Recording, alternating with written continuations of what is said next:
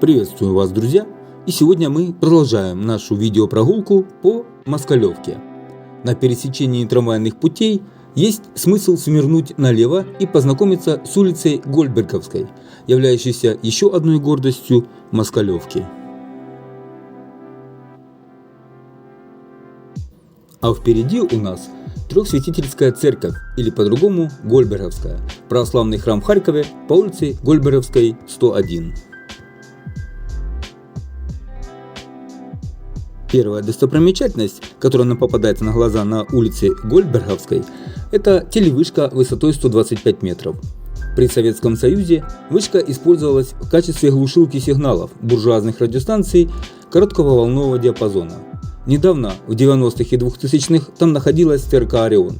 Нынче вышку используют операторы сотовой связи для размещения там своих антенн.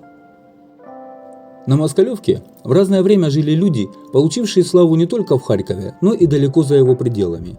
Знаменитых толстосумов-меценатов, которые в начале прошлого века водились в Харькове, представлял купец Григорий Гольдберг. Своеобразным памятником ему стала Трехсвятительская церковь, которая считается визитной карточкой Москалевки. А это здание в свое время как раз таки принадлежало Григорию Гольдбергу. Оно ярко выделяется среди остальных трущоб этой улицы. Автором этого здания является известный в Харькове до революции архитектор Эстрович. Выполнено оно в стиле романтический модерн. В целом строение лично мне напоминает средневековый замок. Такой вид ему всячески добавляет оформление наподобие крепостной башни, вход и глухие ограждения балконов, поддерживаемые консолями. Большие окна добавляют этому зданию современности. Интересен тот факт, что во дворе этого дома в 1913 году располагался штаб 31-й дивизии и казармы 15-й роты Воронежского полка. Сейчас в здании находится городская санэпидемстанция. Напротив особняка немногим ранее была возведена церковь трех святителей, в народе называемая не иначе как Гольдберговской. Судьба же самого купца неизвестна. По одной из версий, при революции ему все же удалось бежать на запад. Здание вообще выглядит хорошо, несмотря на столетний возраст.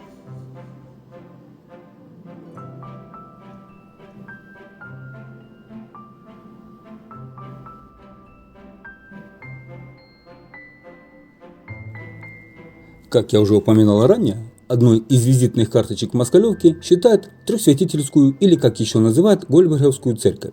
Ее построили в начале 20 века. Строительный комитет возглавил еврейский купец Григорий Гольдберг. Собственно, на его деньги храм и строили. Гольдберга считали одним из самых богатых на то время горожан. Он хотел возглавить в Харькове большой купеческий комитет, но мешало вероисповедание. На то время занимать такую должность еврей не мог. Поэтому Гольдберг принял христианство, а в подарок городу построил храм трех святителей, который пожертвовал кругленькую сумму.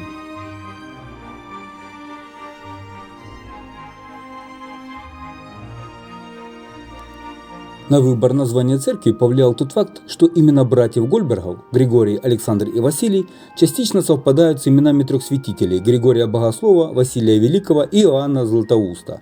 Храм получился красивым и снаружи, и внутри.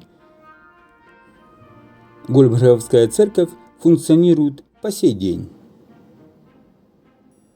В начале XIX века сформированная дореволюционной застройкой и частным сектором Москалевка резко диссонирует с урбанистическими пейзажами современного мегаполиса, как бы намекая на то, что Харьков – город контрастов. Местные краеведы и любители экскурсий по экзотическим районам города отмечают, что несмотря на стремительные темпы урбанизации, Москалевка – один из немногих старых районов, который не утратил своей аутентичности. Для городских путешественников открывается уникальная возможность без всякой машины времени перенестись, если не в 19 век, то как минимум в 20-й.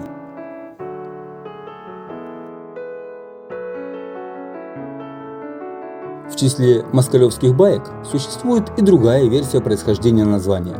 В частности, по местной легенде, название район получил из-за известных на весь город портных иудеев Моський Моисей и Льва Лев. Эти умельцы могли пошить одежду на любой вкус, и именно из-за их ателье близлежащие места начали называть Москалевкой.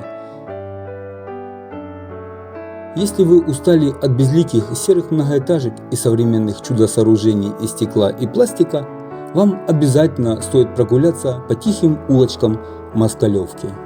А впереди дом, где жил автор малого герба Украины Кричевский.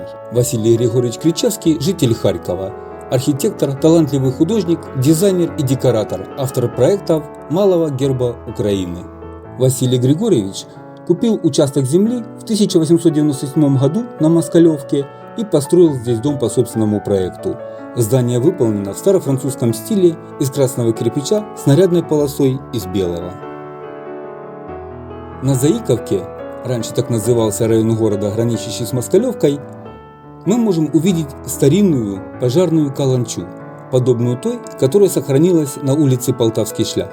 Она была возведена в конце XIX века.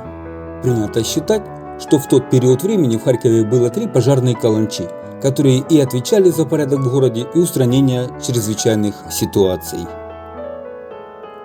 2 из них сохранились, хотя уже давно не используются по назначению.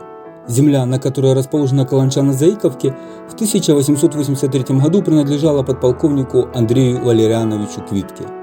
Позже участки земли он начал продавать, а ту территорию, где сейчас расположена пожарная часть, подарил городской власти. В 1903 году по прошению местных жителей здесь разбили Заиковский рынок, который просуществовал до 60-х годов прошлого столетия. На Квиткинской площади 25 в 1884-86 годах была построена 4-я пожарная часть и депо для машин по проекту архитектора Стрижевского, существующие и ныне. Это здание отнесено к памятникам архитектуры.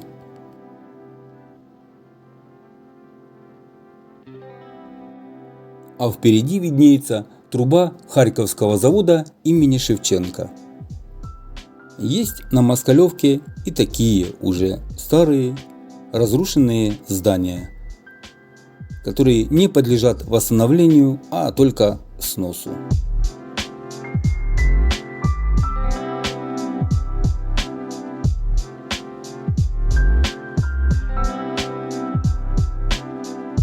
А мы двигаемся дальше к границе района Москалевки и района Новожаново. А перед вами Харьковский приборостроительный завод имени Шевченко, один из крупнейших в СССР заводов по производству военной электроники и бытовой электротехники. И также Основянский мост и река Лопань.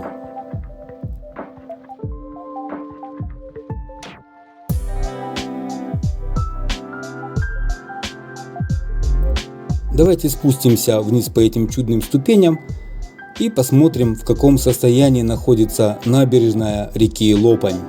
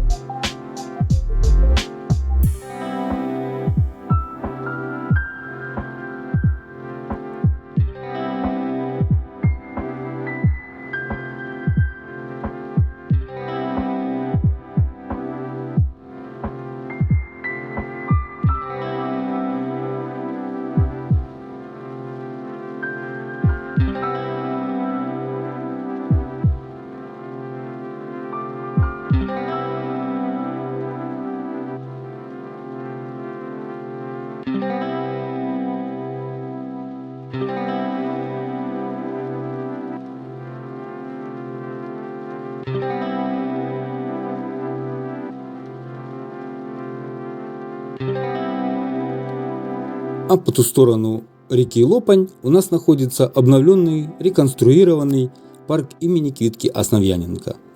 Кстати, обзор на этот парк у нас есть на канале. И посмотреть данный видеообзор вы можете, если пройдете по ссылке в описании к этому видео. Заканчивается Москалевка рекой Лопань и Основянским мостом через нее. Дальше начинается район Новожаново.